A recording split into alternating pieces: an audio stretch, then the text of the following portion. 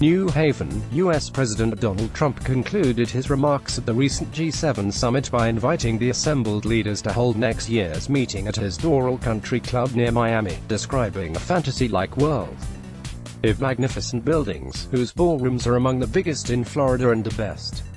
It was yet another instance of Trump's public narrative, which has been on a rising growth path for nearly a half-century. The Trump narrative and the next recession. Andrew Harnick, AFP. Getty Images. Robert J. Shiller. So far, with his flashy lifestyle, the U.S. president has been a resounding inspiration to many consumers and investors. But his personal narrative is unlikely to survive an economic downturn, because people pull back during such periods and reassess their views and the stories they find believable. To add to bookmarks with a central banking.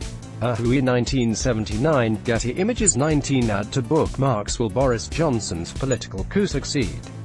Ludovic Marin, AFP. Getty Images. Natalie Koletsky. The UK's Prime Minister is probably right to think that suspending Parliament has made a last-minute Brexit deal more likely. Fortunately, there is also a decent chance that his quasi-dictatorial behaviour will provoke a rapid parliamentary backlash that ends his political career. 3 Add to bookmarks. One can observe this by searching Trump's name in digital news sources, like Google Ngrams. His narrative has been slow to grow by contagion, but it has been growing for a long time, such that his domination of public discourse in the United States almost seems implausible. Part of Trump's genius has been to pursue for a lifetime the features that have sustained narrative contagion, showcasing glamour, surrounding himself with apparently adoring beautiful women, and maintaining the appearance of vast influence. Trump had firmly embraced this career strategy by 1983, when an article in the New York Times entitled "The Empire and Ego of Donald Trump" reported that he was already, in that year, an internationally recognized symbol of New York City as Mecca for the world's super-rich.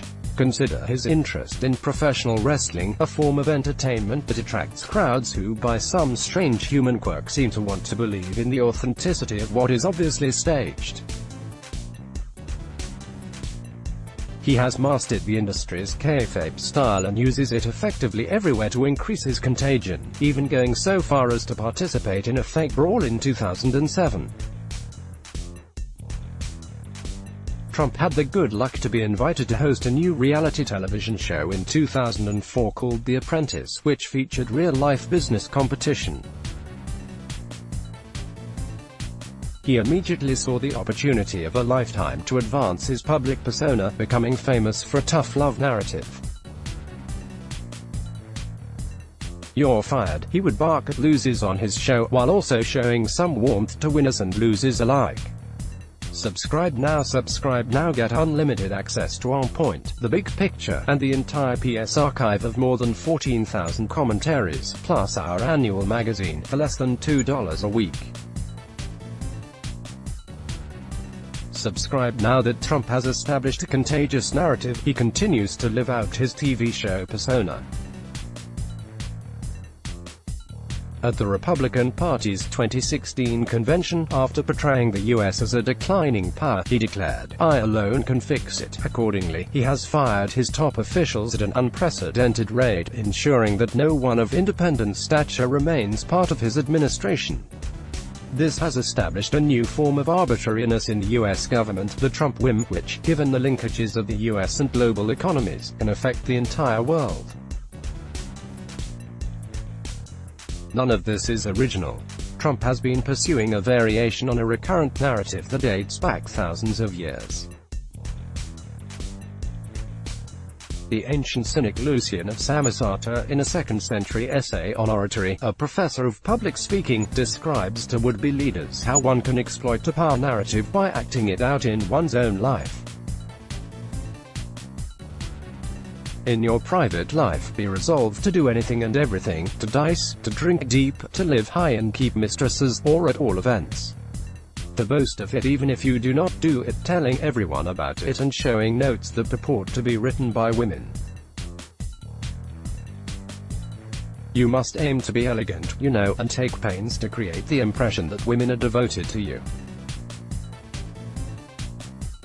This also will be set down to the credit of your rhetoric by the public, who will infer from it that your fame extends even to the women's quarters.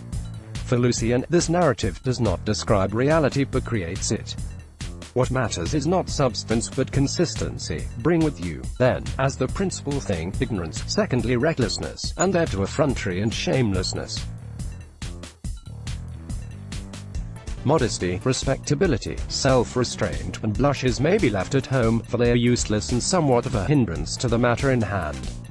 If you commit a solecism or a barbarism, let shamelessness be your only remedy. Of course, in an era when people usually did not live as long as they do today, Lucian could not have imagined that one could plan to maintain narrative consistency for 50 years. But nor can such a narrative be sustained forever.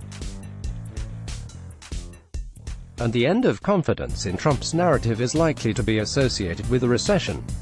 During a recession, people pull back and reassess their views.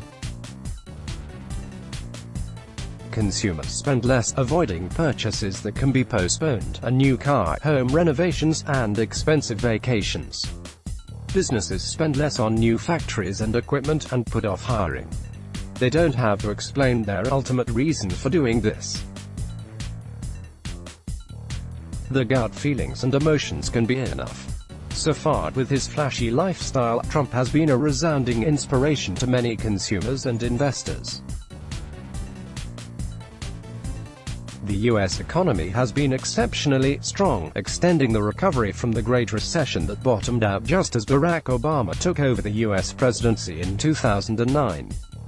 The subsequent U.S. expansion is the longest on record, going back to the 1850s. Ultimately, a strong narrative is the reason for the U.S. economy's strength. But motivational speakers often end up repelling the very people they once inspired. Witness the reactions of students at Trump University, the fraud-based school its namesake founded in 2005, which shut down by multiple lawsuits a half-decade later. Or consider the sudden political demise of U.S. Senator Joe McCarthy in 1954, after he carried his anti-communist rhetoric too far. There is too much randomness in Trump's management of the presidency to make persuasive predictions. He will surely try to stick to his public narrative, which has worked so well for so long. But a severe recession may be his undoing. And even before economic catastrophe strikes, the public may begin paying more attention to his aberrations, and to contagious new counter-narratives that crowd out his own. Let's block ads. Why?